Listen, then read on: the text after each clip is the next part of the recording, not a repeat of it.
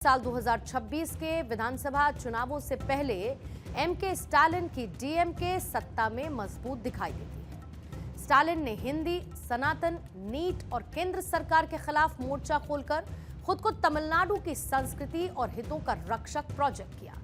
इसके साथ ही उन्होंने विधानसभा से पास विधेयकों को रोकने की राज्यपाल की मनमानियों को सुप्रीम कोर्ट में चुनौती दी और बड़ी जीत हासिल की। उन्होंने राज्य के राजनीतिक महत्व को बचाने के लिए परिसीमन का विरोध किया और ज्वाइंट एक्शन कमेटी यानी कि जेएसी बनाकर 7 राज्यों के मुख्यमंत्रियों, पूर्व मुख्यमंत्रियों या फिर उप मुख्यमंत्रियों के साथ चेन्नई में बैठक की। उनके गठबंधन में कांग्रेस, वीसीके, मुस्लिम लीग जैसी पार्टियां हैं। वहीं अखबारों में विज्ञापन के जरिए उन्होंने तमिलनाडु को सबसे तेजी से विकसित राज्य बताया। यानी कुल मिलाकर 4 साल के शासन के बाद उन्होंने एक परफेक्ट पिक्चर बना दी।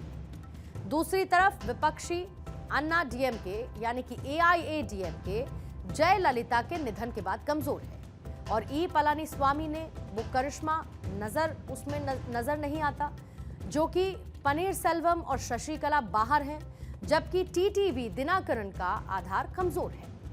विपक्ष के स्पेस में हिस्सा लेने के लिए फिल्म स्टार विजय की पार्टी टीवी के भी मैदान में आ गई है, जिसको चुनाव रणनीतिकार प्रशांत किशोर की मदद मिल रही है। यानी एक तरफ स्टालिन तमिलनाडु के भावनात्मक, सांस्कृतिक, आर्थिक और राजनीतिक हितों के चैंपियन बने हैं, तो दूसरी तरफ उनकी विरोधी पार्टियों की ताकत कम हुई है और वो बिखरे हुए हैं। इस पूरे सिनारियो को देखने के बाद लग रहा था कि स्टालिन आसानी से दूसरी बार भी सत्ता में वापस आ जाएंगे, लेकिन अब शायद खेल बदल चुका है। स्टालिन के सामने एक नई चुनौती आ चुकी है। बीजेपी और एआईएडीएमके ने गठबंधन कर लिया है। अमित शाह ने चेन्नई में पलानीस्वामी को सीएम उम्मीदवार घोषित कर दिया। बीजेपी ने अल्लामलाई को हटाकर थेवर जाति के नयनार नागेंद्रन को अध्यक्ष बनाया, जो कि जयललिता की जाति से हैं। वो एआईएडीएमके में रहे हैं और जयललिता के निधन के तुरंत बाद 2017 में बीजेपी में शामिल हुए थे। ऐसे में ये गठबंधन पलानीस्वामी के गोंडर जाति, नागेंद्रन के थेवर जाति और सहयोगी पार्टी पीएमके के वानियार जैसे मजबूत जातीय समूहों को तोड़ता है और ये तीनों नेता मजबूत जातीय समूहों का प्रतिनिधित्व भी करते हैं। स्टालिन की वल्लालार जाति और दलित समाज की पार्टी वीसीके, कांग्रेस और मुस्लिम लीग में तालमेल की वजह से दलित मुस्लिम समर्थक उनकी ताकत है और दोनों कम्युनिस्ट पार्टीज भी उनके साथ है। लेकिन उनकी सनातन हिंदी विरोधी रणनीति जोखिम भरी है। यहां पर स्टालिन को अंदाजा होगा कि अन्ना डीएमके अपने स्थायी जातीय समर्थन की वजह से हमेशा एक मजबूत प्रतिद्वंदी है और इसीलिए उन्होंने बीजेपी को निशाना बनाया और बीजेपी और साथ ही उसकी केंद्र सरकार को तमिलनाडु और द्रविड़ संस्कृति का विरोधी बताया। उनको यह पता था कि दोनों पार्टियों में तालमेल होगा तो बीजेपी के सहारे वो एआईएडीएमके की साख को बिगाड़ सकेंगे। लेकिन उनको यह भी पता है कि पिछले चुनाव में भी एआईएडीएमके और बीजेपी ने एक साथ चुनाव लड़ा था और 10 साल की एंटी इनकम्बेंसी के बावजूद बहुत अच्छा प्रदर्शन किया था। साल 2021 में डीएमके गठबंधन को 46% और एआईएडीएमके गठबंधन को 40% वोट मिले थे।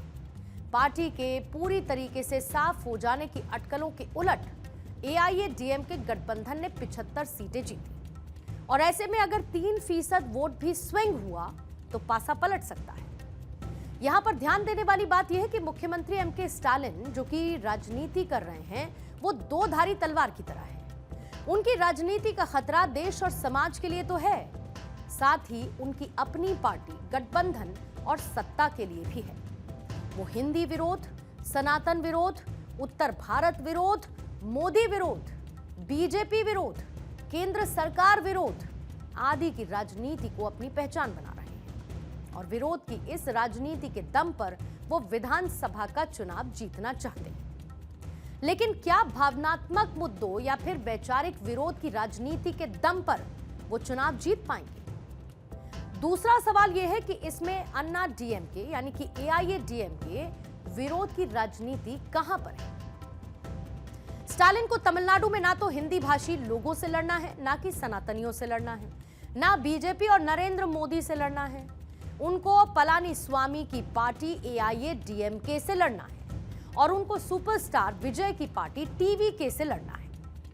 पता नहीं स्टालिन ये देख पा रहे हैं या नहीं देख पा रहे कि वो विरोध की राजनीति का जो झंडा उठाए घूम रहे हैं, उनसे इन दोनों प्रतिद्वंदी पार्टियों का कोई लेना देना नहीं है। मोटे तौर पर वो दोनों भी स्टालिन के एजेंडे से सहमत है और इस बात को तमिलनाडु की जनता जानती है।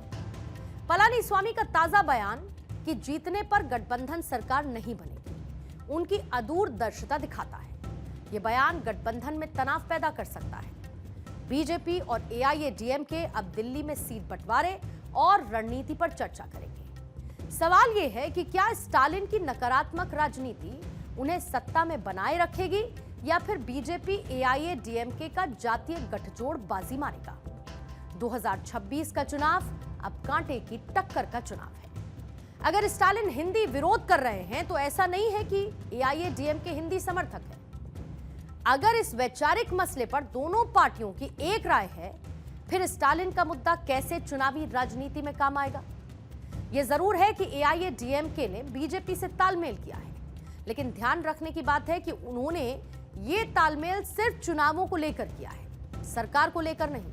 और पलानीस्वामी खुद ऐसा कहते हैं। इस एक अदूरदर्शिता पूर्ण बयान इसे माना जा सकता है, जिसमें उन्होंने कहा कि चुनाव जीतने पर गठबंधन सरकार नहीं होगी। उनके इस बयान को लेकर कई सवाल भी खड़े हो रहे हैं। क्या पलानीस्वामी ज्योतिष वक्ता हो गए हैं? क्या पलानीस्वामी ने आने वाला कल देख लिया है? क्या पलानीस्वामी अपने अपरिपक्व बयान के अंजाम को समझते हैं? पलानीस्वामी को यह समझना चाहिए कि जब कोई गठबंधन होता है तो उसे किस तरीके से निभाना होता है। हालांकि एआईएडीएमके और बीजेपी पूरी तरीके से गठबंधन को लेकर आश्वस्त है। चुनाव से पहले आला कमान दिल्ली बुलाकर एआईएडीएमके के साथ सीट बंटवारे पर चर्चा करेंगे और चुनाव जीतने की स्ट्रैटेजी बनाएंगे। बहरहाल अभी से इस तरीके की खबरों से पलानीस्वामी को बचना चाहिए। दूसरी बात यह है कि लोकसभा चुनाव में अन्नामलाई के नेतृत्व में बीजेपी ने बड़ी उपलब्धि हासिल की थी। उसे एक भी सीट नहीं मिली, लेकिन उसका वोट प्रतिशत 3 से बढ़कर 11% हुआ, जबकि बीजेपी गठबंधन को 18% से ज्यादा वोट मिला था। वहीं दूसरी ओर एआईएडीएमके को भी कोई सीट नहीं मिली, लेकिन उसे 23% से ज्यादा वोट मिला। यानी कि एआईएडीएमके, बीजेपी, पीएमके, टीएमसी आदि पार्टियों का वोट 41% से ऊपर है। इसका मतलब यह है कि तमिलनाडु की लड़ाई बहुत नजदीक मुकाबले वाली रहेगी। ऐसे में नकारात्मक राजनीति स्टालिन के लिए भारी पड़ सकती है। कई बार ऐसा लग रहा है कि वो हर बात में केंद्र सरकार से लड़ने के मामले में दिल्ली के पूर्व मुख्यमंत्री अरविंद केजरीवाल और तेलंगाना के पूर्व मुख्यमंत्री के चंद्रशेखर राव जैसी राजनीति कर रहे हैं। इन दोनों ने ही बीजेपी और मोदी के अंध विरोध के एजेंडे पर चुनाव लड़ा और अपना नुकसान किया। अभी 1 साल है और देखना यह होगा कि एआईएडीएमके और बीजेपी गठबंधन के बाद स्टालिन अपनी राजनीति में कुछ बदलाव करते हैं या फिर उसी नकारात्मक राजनीति को लेकर आगे बढ़ते हैं।